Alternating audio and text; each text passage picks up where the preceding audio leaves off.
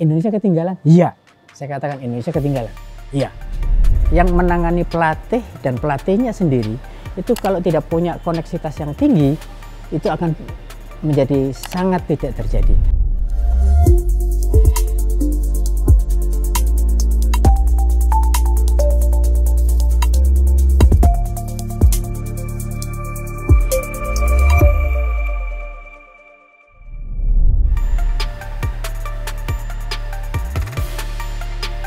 He's done it.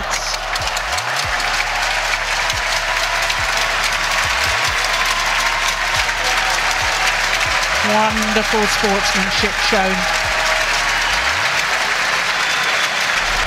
Indonesia tidak pernah menjadi juara All England. Jawabnya itu bisa panjang. 30 tahun itu karena proses pembinaan di Indonesia itu bisa naik turun. Macamnya banyak. Karena model pembinaan yang bisa berubah-ubah. Yang kedua yang paling vital adalah proses kepelatihan.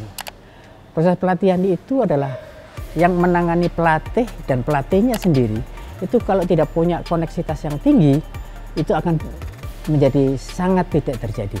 Seperti saat ini yang terakhir, itu karena adanya proses perubahan pelatihan. Nah, barulah yang terakhir-terakhir ini perkembangan itu akan menjadi meningkat. Ini yang menjadi permasalahan. Di dalam proses organisasi itu bermacam-macam. Nah, ada suka tidak suka, ada grup yang saling berbeda. Di dalamnya juga ada sponsorship yang ikut menangani di dalam. Nah, ini semuanya merupakan satu bagian yang tidak bisa dipisahkan untuk membina seorang atlet menjadi juara. Terus, kalau itu ditanyakan dari tataran global maupun internasional, itu sangat berpengaruh sekali. Sangat berpengaruh sekali. Karena apa? Di dalam proses pembinaan, itu dimulai dari proses pembinaan yang paling bawah sampai yang ke paling atas menuju ke internasional. Nah, sekarang kita melihat apakah pelatihnya yang menangani atlet-atlet yang sekarang ini sesuai atau tidak. Sehati atau tidak.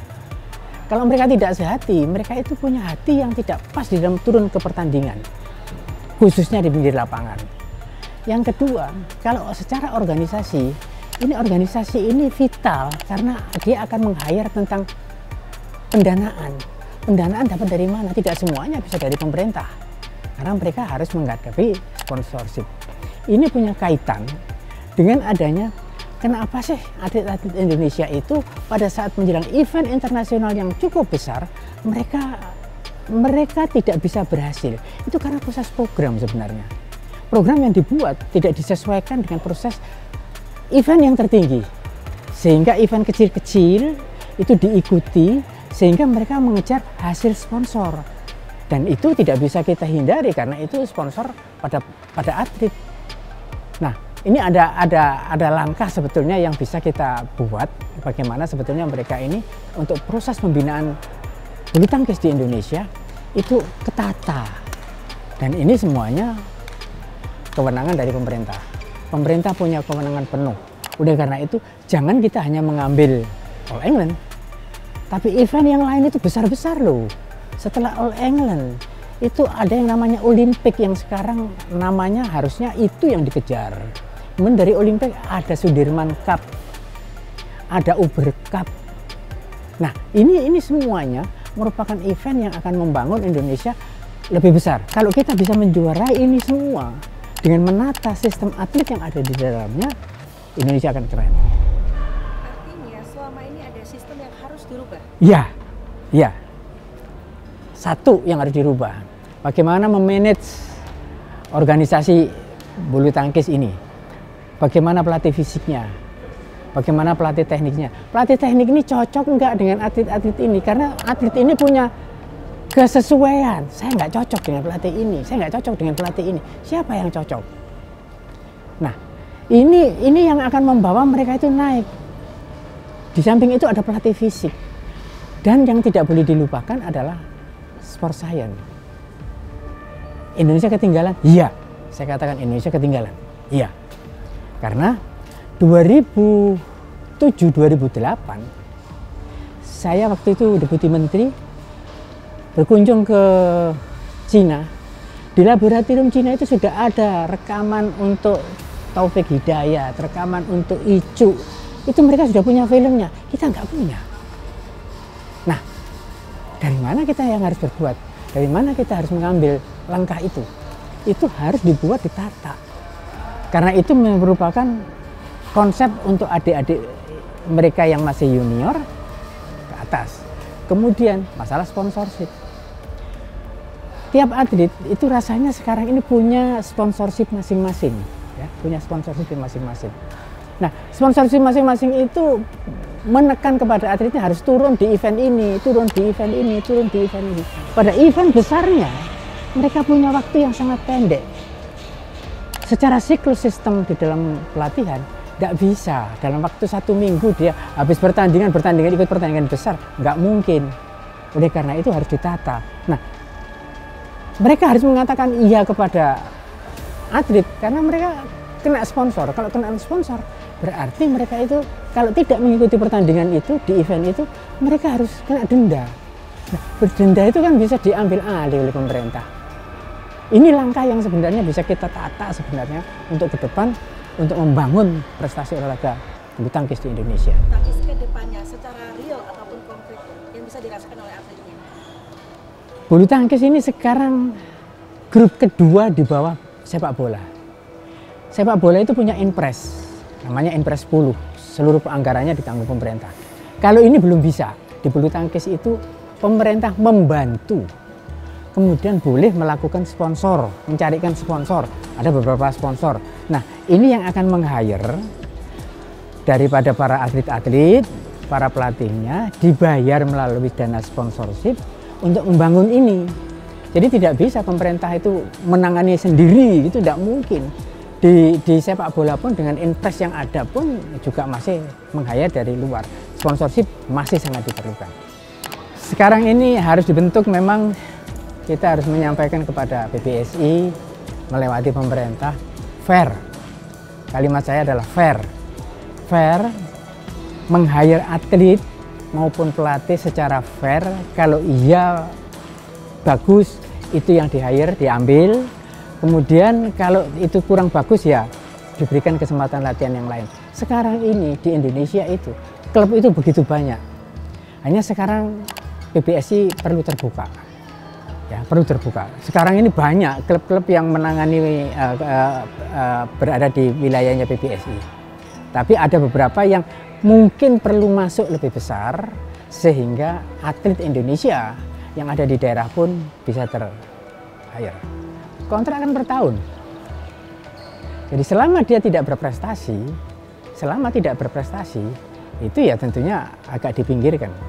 Nah, sekarang ini ada tim yang dibuat dari pemerintah, punya PBSI, ada tim yang di luar itu.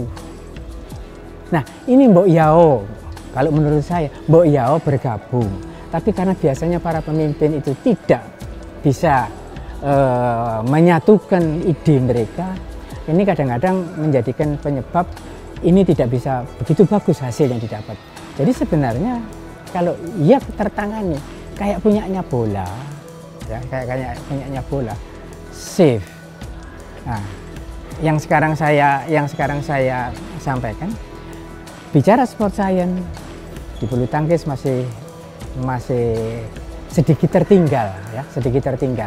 Oleh karena itu harapan saya teman dari PBSI untuk bisa tetap menyampaikan, melakukan bahwa sport science itu adalah vital untuk membangun prestasi bangsa.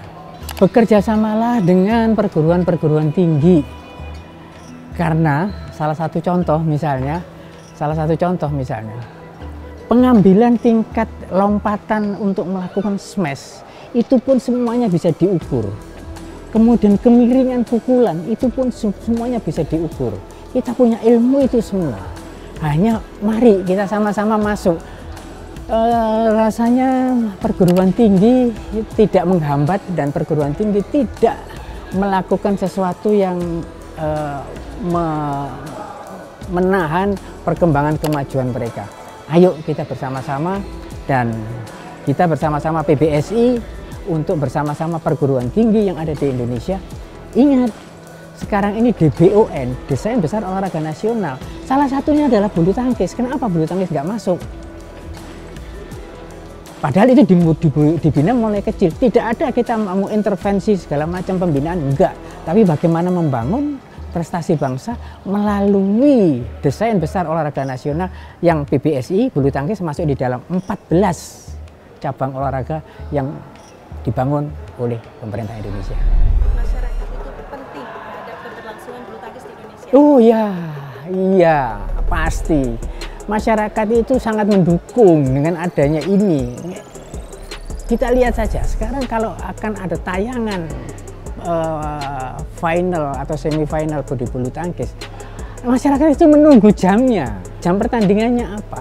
Habis itu kalau kita baca di media sosial itu komentarnya itu ada, berarti mereka akan komit dengan itu. Ayo itu kita sama-sama, kita bersama-sama untuk membangun itu. Dan saran untuk teman-teman dari PBSI untuk membangun ini semua, untuk membangun bangsa dan negara Indonesia. Saya itu memulai bulu tangkis sebetulnya bersama-sama Rudi Hartono, bersama Dr. Yusri. Tahun 68 itu sama-sama berkecimpung di satu klub namanya Naga Kuning waktu itu, sekarang menjadi Surya Naga. Nah, waktu itu dari muda itu sudah kita bagaimana membangun prestasi bangsa itu melalui bulu tangkis. Bagaimana yang namanya Rudi Hartono 8 kali juara All England, 7 kali berturut-turut. Itu adalah masanya itu bersama-sama waktu itu. Beliaunya terus, Rudi terus, saya berhenti, saya sekolah.